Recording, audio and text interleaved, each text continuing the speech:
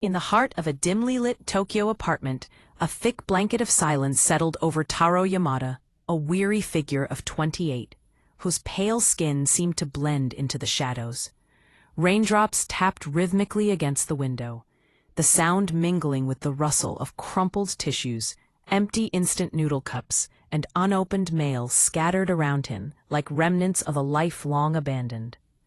Taro lay in bed, staring blankly at the ceiling, his eyes dull and lifeless, reflecting the emptiness that filled his chest. Life is like cold ramen. Even if you heat it up, it's still sad, he thought bitterly. A violent cough erupting from his throat, clutching at his chest as a wheeze escaped. Maybe tomorrow will be better. Or maybe it won't. Probably won't.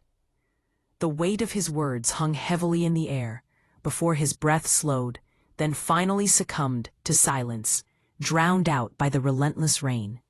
The screen faded to black, and for Taro, it seemed life had finally closed its curtains. But in the unknown world beyond, a sudden bang jolted him awake. Taro's eyes snapped open, revealing a stark contrast to his previous state of desolation. He found himself lying on a cold stone altar, surrounded by flickering candles that cast long, eerie shadows against the walls of a dark cave.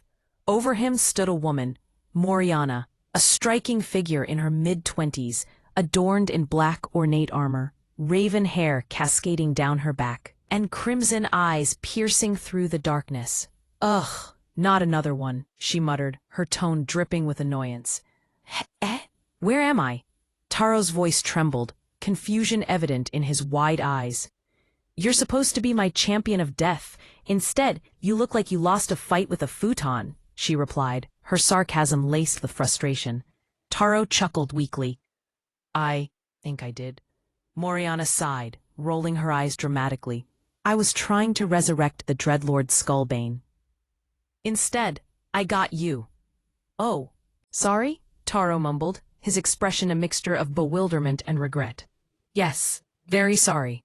You're ruining my aesthetic," she snapped, dragging him out of the cave into a world that was anything but welcoming.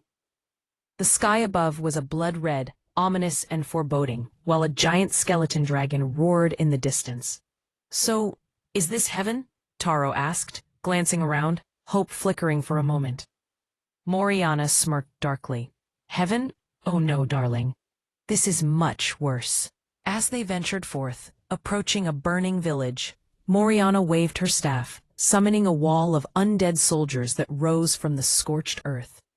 Taro's eyes widened in horror. "Whoa, are those dead people?" "Yes. Don't be so squeamish. Say hello," she instructed, nonchalantly. Taro recoiled. "They don't have wits."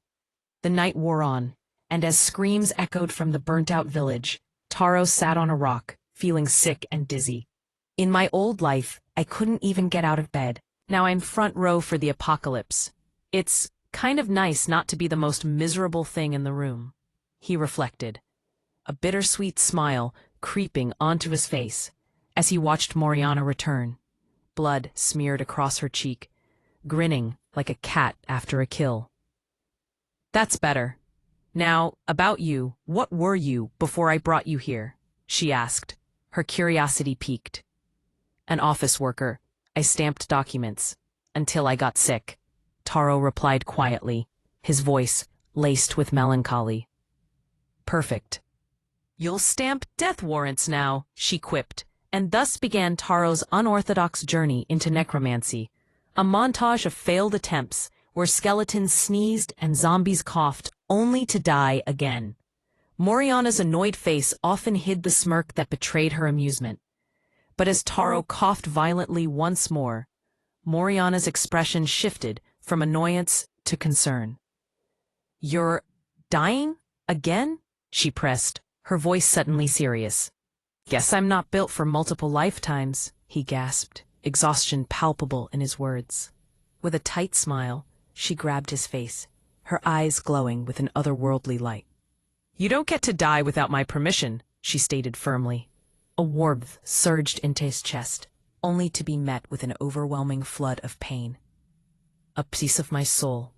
Now, you can't die unless I die," she explained, leaving him reeling. Taro blinked in bewilderment. So, I'm your pet? Pet. Puppet. Favorite mistake. Take your pick, Moriana shot back, leaving Taro in a state of confusion. Standing alongside her on a cliff, overlooking the village of corpses, Taro felt a stirring within. For the first time, he stood straight, no longer slouched under the weight of despair. Maybe this is what I needed. Not happiness, not peace, just something to keep me moving. Even if it's awful, he mused. Look down there, Taro. That's our new kingdom of corpses, Moriana gestured, an air of pride in her voice.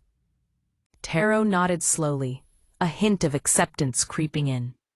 I think I'm starting to like it here. But just as hope began to blossom, the ground shook violently beneath them, and from the smoke, a massive figure of black flame and bone emerged. Moriana's voice turned to a whisper. Oh no, that's Skullbane, the real Skullbane. Taro's heart raced. Wait, if that's the guy you meant to summon, he stuttered. But before he could finish, the figure turned toward them, and its burning eyes locked onto Taro's terrified gaze. You stole my resurrection, a deep voice resonated, sending shivers down Taro's spine. With that, the screen smashed to black, leaving a haunting promise of battles yet to come.